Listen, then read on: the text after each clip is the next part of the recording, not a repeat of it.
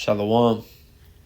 First and foremost, before I begin this lesson, I want to give all praises, honor, and glory to Yahweh, Bahashem, Yahweh Shai, Bahashem, Merchah HaKodash. The honors go out to the apostles, elders, great millstone, rule and teach well. Shalom, Barakim to you brothers and sisters out there. All right, this is Brother Malachi from the Great Millstone Nashville Camp. And Lord, when that this lesson is edifying to the hopeful elect. All right, it's just a quick lesson I wanted to go into. Something I was meditating on for the past few hours. Not like literally hours on end, but I've been thinking about it here and there. Really for a decent portion of the day, because it's something to always remind yourself of. Because you'll have Satan pop up and, you'll have low moments in the truth and you'll have times where you doubt, right, which is all natural being in the flesh, which is known as the chains of darkness in 2 Peter chapter 2. But you got to rebuke all these thoughts. You got to rebuke them, man. And what a lot of these fallouts and bug outs don't understand is once you put your hands on a plow and you join this ministry, there is no going back. Oh, I left the truth and my life became great. Good for you. Good for you. Your life became great because you tapped back into Satan, because you went to the left-hand side. How long is your life going to be great for? That's the question. All the prophecies that you were out there at camp teaching about, all the breakdowns you went into, all these things, all these words, all the prayers, all the fasts, all these things in the scriptures are still going to come to pass. Though it tarry, wait for it. So you people think because you left the camp, because you stopped teaching, because you went back to Eve, that all of a sudden all these things are not going to come to pass anymore. That's not the case. All right, and you made an oath, man. You made an oath to Yahweh Bashmel Shai. Did. You said, well, whether you want to acknowledge it or not, which all Israel really did. Matter of fact, let me get that. Start with that. 2 Chronicles chapter 15, verse 12. It's talking about the Israelites.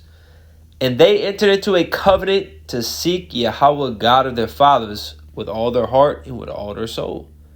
That whosoever would not seek the Lord Yahweh God of Israel should be put to death, whether small or great, whether man or woman. So our whole nation entered into this oath, into this covenant, this agreement, this contract. And especially in this day and age, when you come into this truth, especially when you put your hand on the plow, you start going to camp, you start doing lessons, you pray, you fast, you're tapped into the brotherhood, and then you just leave. You just give up. You take your hands off the plow, like Yahweh Shai said, I believe in Luke 12, if I'm not mistaken. No man taking his hands off the plow is fit for the kingdom of heaven, or for the kingdom of God, Salakia. No man. You got to be in this thing until the end. Like Yahweh Shai said in Matthew 24:13. He that endureth unto the end, the same shall be saved.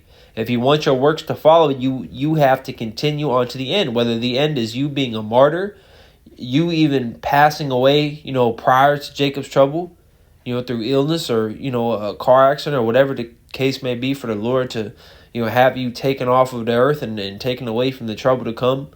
Or maybe you endure, you make it all the way to the end of the story on the earth and you get beamed up. However your end is going to come, however your story is going to wrap itself up on this side, you need to endure on to that point. All you people that gave up and don't do videos no more, or you're lackluster in your videos, you don't go to camp, or you sometimes go to camp, you're not really in the ministry like how you're supposed to be, you're not on fire, like it says in Revelations 3, you're lukewarm, the Lord is going to cast you out of his mouth It would have been better that you did not put your hands on the plow. Because I believe that's in Luke 12, is it? Or 9? I think no man that takes his hands off the plow is fit for the kingdom of God is in Luke 9. I think Luke 12 goes into that you'll be beaten with many stripes if you knew the Lord's will. So if you came into this knowledge, you understood this knowledge. You were called into this thing and you fell away.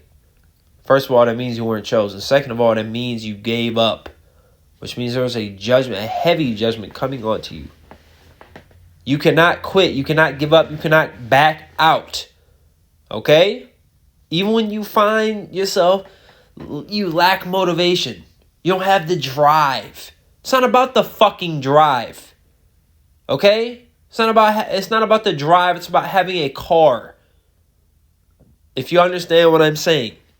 You have the ability to move, to keep going forward. That's what it's about. You're not always going to be motivated. Like the elder from Chicago was bringing out. You're not always going to be motivated. You're not always going to want to do this, want to do that. But you got to have the discipline to fear. Proverbs 1:7, the fear is the beginning of knowledge. You need to have the fear to continue to push on no matter what. Okay? It's not about how the fuck you feel. If you're tired, who the hell ain't fucking tired? All right, but understand this. If you give up, if you tasted of that heavenly gift, there's nothing else for you. You are done. You're worse than a sellout. Okay? Because you came in, professed Yahweh Bashmel Shai, and then quit. You didn't see a continuing city to come. You didn't look at the spiritual. You were so focused on Esau. You want to ride Esau so damn bad. Because you're sweet. And you're going to have to pay for that. And it's not like everybody that fell out, that's it. No, there's going to be more fallouts to come. Especially in the time of Jacob's trouble, and especially during the hour of temptation. There's going to be brothers, you're going to get to a chariot and find out that a brother you knew didn't make it. Because his wife was hungry. Because his child died. Which, yeah, these are fucked up situations, but it's not an excuse to take the fucking chip. It's not an excuse to take your hands off the plow and to give up on Yahweh Bashmel Shai. You need to endure unto the end and forsake everything for him, and you will receive an 100-fold. It's easier said than done, but it needs to get done. All right? So this is just a quick lesson I wanted to throw up. I had to put something up, and that's just what I've been meditating on. We cannot give up no matter what. That shit is it's weak, man. But like Jake says, it's for the birds. This shit is a wrap. It's over with. You cannot quit. You cannot give up on this thing. No matter how low you get, bounce back. As long as you can call on the names of Yahweh Bashmel Shai, you can bounce back, man. All right? Shalom.